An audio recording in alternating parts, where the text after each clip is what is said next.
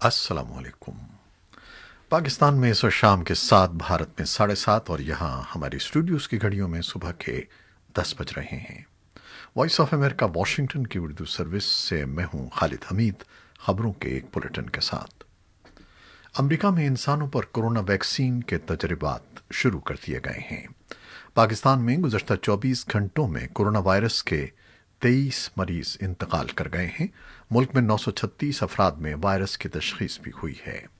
भारत में corona cases की तादाद 15 लाख के करीब पहुंच गई है।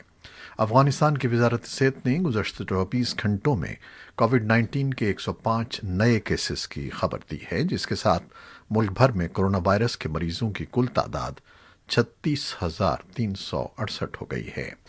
अफगानिस्तान में वायरस की इब्तिदा के बाद अब तक इससे मरने वालों की तादाद 1,270 तक पहुंच गई है, जबकि 25,358 अफराद सेहतयाब हुए हैं। बेल्जियम में 4 हफ्तों के लिए समाजी दूरी की पाबंदी में तौसी कर दी गई है। खबरें अब तफसील के साथ। अमेरिका में कोविड-19 की 2 मुमकिन वैक्सीन के मौसर होने की जांच के लिए पीर से बड़े पैमाने पर इसके तजर्बात शुरू कर दिए गए हैं। रियासत जॉर्जिया के शहर सवाना में पीर के रोज एक रजाकार को अमरीकी दवासाज कंपनी मॉडर्ना की तैयार करदा वैक्सीन की पहली खुराक दी गई। ये रजाकार उन 30,000 सेहतमंद अमरीकियों में से एक है जिन्हें आइंदा चंद हफ्तों के दौरान इस वैक्सीन की 2 खुराकें दी जाएंगी, जिससे इस बात की जांच की जाएगी कि वैक्सीन लेने के बाद क्या कोई शख्स कोरोना वायरस में मुब्तला हो सकता है या नहीं। इस जांच के इब्तदाई मरहले से मालूम हुआ है कि नई वैक्सीन से कोई शदीद साइड इफ़ेक्ट्स ज़ाहिर नहीं हुए, ताहम निस्फ ज़ायद अफराद में मामूली असरात पाए गए।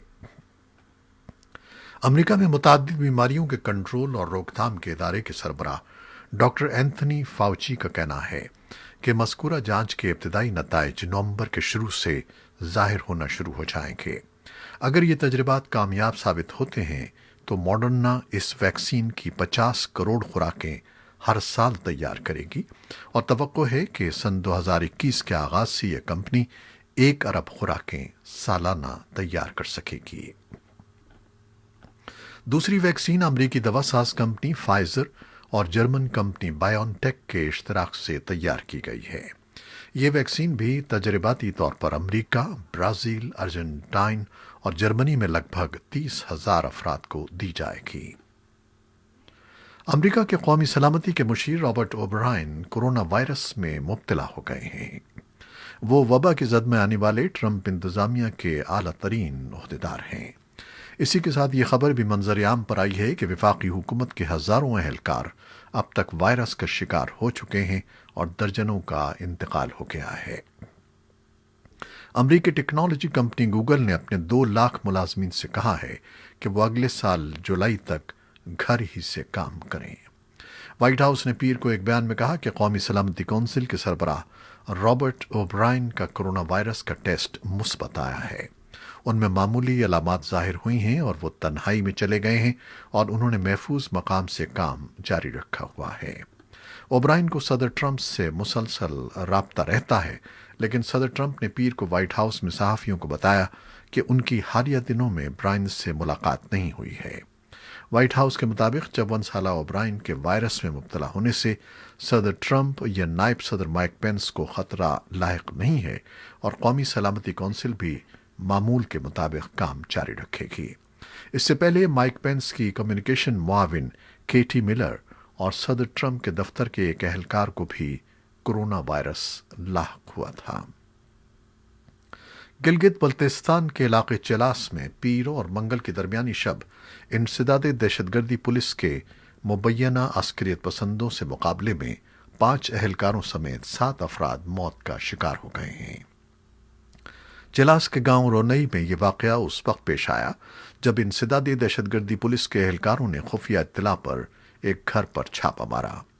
गिलगित बल्तिस्तान हुकूमत के तर्जमान फैजुल्ला फराक ने वॉइस ऑफ अमेरिका को बताया कि इंसदादी दहशतगर्दी पुलिस के एहलकारों को इत्तला मिली थी कि रोनई गांव के एक मकान में बड़ी तादाद में जदीद और खुदकार असलहा दहशतगर्दी के मकसद के लिए जमा किया गया है और यहाँ दहशतगर्दी में मुलव्वस मतलूब अफराद भी रूपोश हैं।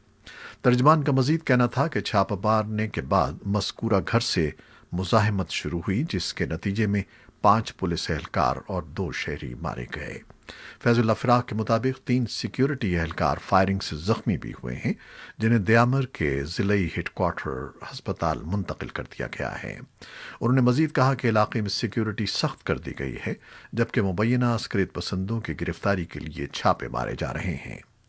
خیال رہے کہ گلگت بلتستان کے ضلع دیامر میں دیامر بھاشا ڈیم کی تعمیر پر کام جاری ہے، جس کا افتتاح چند ہفتے قبل وزیر اعظم عمران خان نے کیا تھا۔ ایسے میں سیکیورٹی حکام اس کارروائی کو اہم قرار دے رہے ہیں۔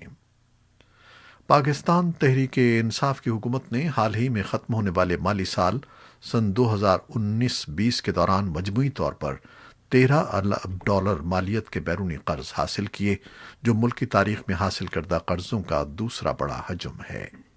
معاشی ماہرین کا کہنا ہے کہ حکومت کے لیے زر مبادلہ کے ذخائر کو مستحکم رکھنے کے لیے قرضوں کا حصول ضروری تھا۔ حکومت کے پاس اس کے سوا کوئی چارہ بھی نہیں ہے کہ وہ پہلے سے حاصل کردہ قرضوں کی واپسی کے لیے نئے قرض حاصل کرے۔ وزارت خزانہ کے جاری اعداد و شمار کے مطابق رواں سال 30 جون سن 2020 کو ختم ہونے والے مالی سال کے دوران پاکستان نے بیرونی مالیاتی اداروں اور عالمی مالیاتی فنڈ سے مجموعی طور پر 13 ارب ڈالر قرض حاصل کیا۔ اگر اس میں گزشتہ مالی سال میں حاصل کردہ قرضوں کو بھی شامل کر لیا جائے تو پاکستان نے گزشتہ 2 مالی سالوں کے دوران 29 ارب 20 کروڑ ڈالر مالیت کے بیرونی قرضے لیے ہیں، جن میں سے 26 ارب 20 کروڑ ڈالر قرض وزیر اعظم عمران خان کے دور حکومت میں حاصل کیا گیا۔ اعداد و شمار کے مطابق حاصل کردہ قرضوں میں سے 19 ارب 20 کروڑ ڈالر کی رقم پہلے سے حاصل کردہ قرضوں کی واپسی کے لیے استعمال کی گئی۔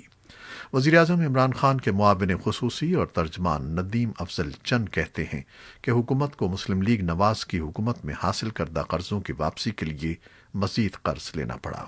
ان کے بقول حکومت کو تحریک انصاف کے وزیر اعظم کفالت پروگرام کی رقم کو دگنا کرنے کے لیے بھی قرض لینا پڑا۔ ماہر معاشیات فرخ سلیم کا کہنا ہے کہ زر مبادلہ کے ذخائر میں کمی کے پیش نظر حکومت کے لیے نئے قرضوں کا حصول ناگزیر تھا، لیکن معیشت سے متعلق حکومت نے اگر کوئی اچھا کام کیا ہے تو وہ بیرونی تجارتی خسارے کو کم کرنا تھا۔ ان کے بقول تجارتی خسارہ مسلم لیگ نون کے دور حکومت میں 20 ارب ڈالر تھا، جو تحریک انصاف کی حکومت کے پہلے سال میں 10 ارب ڈالر تک لایا گیا، اور اب یہ خسارہ تقریباً 3 ارب ڈالر تک پہنچ چکا ہے، جو ایک بڑی کامیابی ہے۔ پنجاب اسمبلی سے پاس ہونے والے تحفظ بنیاد اسلام بل پر شیعہ علماء کرام نے اپنے تحفظات کا اظہار کیا ہے۔ علماء کے مطابق اس بل سے عدم برداشت کا کلچر فروغ پائے گا۔ اس بل کی تیاری میں حکومت نے تمام مکاتب فکر سے مشاورت نہیں کی۔ دوسری جانب human rights commission of Pakistan نے اس بل پر اپنے خدشات کا اظہار کیا ہے کہ اس بل کا تعلق مذہب اسلام سے نہیں ہے۔ سندھ حکومت نے وفاقی سطح پر قائم national command and operation centre کے فیصلے کے تحت صوبے میں مویشی منڈیوں کے لیے اوقات کار میں 4 گھنٹے کی توسیع کر دی ہے، تاکہ شہری عید الاضحیٰ کے موقع پر سنت ابراہیمی کی ادائیگی کے لیے جانوروں کو بآسانی خرید سکیں۔ حکام کا کہنا ہے کہ دیگر کاروبار بدستور شام 7 بجے ہی بند کیا جائے گا۔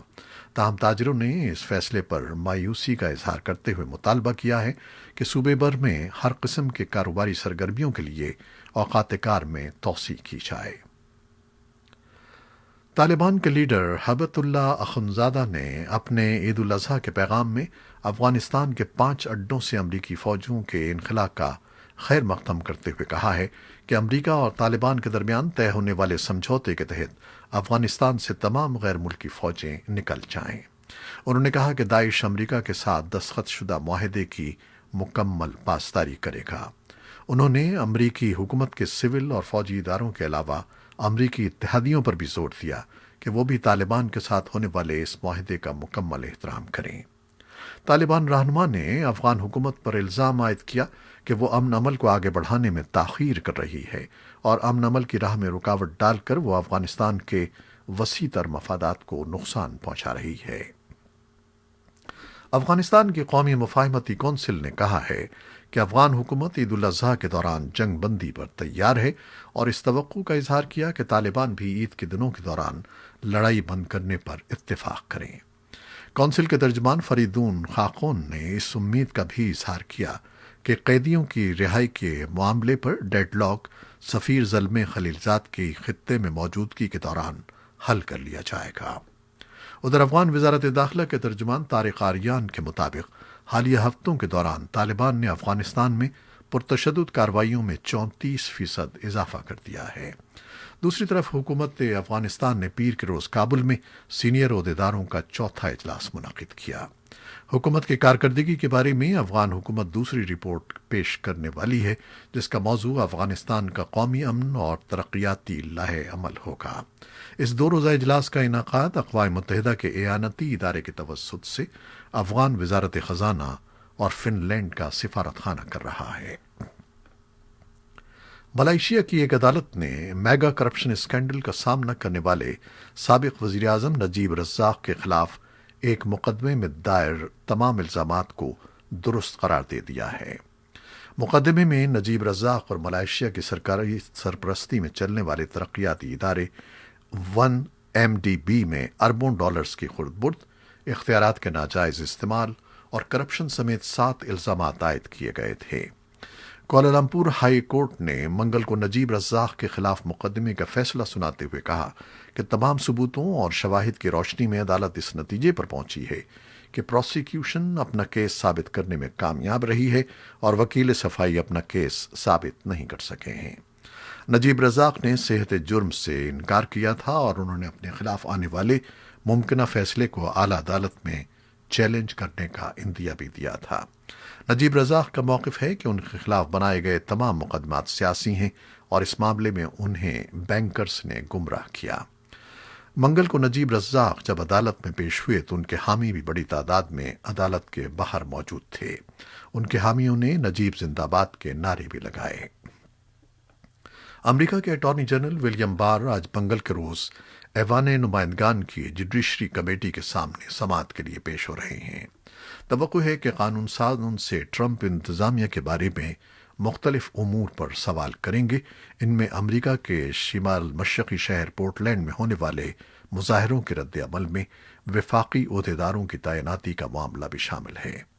بار کی سماعت سے قبل ان کے جاری کردہ بیان میں کہا گیا ہے کہ مئی کے آخر میں پولیس کی تحویل میں جارج فلائیڈ کی موت ایک ہولناک معاملہ ہے جس نے امریکہ میں قانون نافذ کرنے والوں اور افریقی امریکیوں کے درمیان تعلقات کی ضروری جانچ کا سوال پیدا کر دیا ہے۔ لیکن بر کا کہنا ہے کہ پورٹلینڈ اور دوسرے مقامات پر جاری مظاہروں کا فلائیڈ کی موت سے کوئی تعلق نہیں ہے۔ یہ تھی وہ خبریں جو فیس بک لائیو پر ہم نے آپ کے لیے پیش کی۔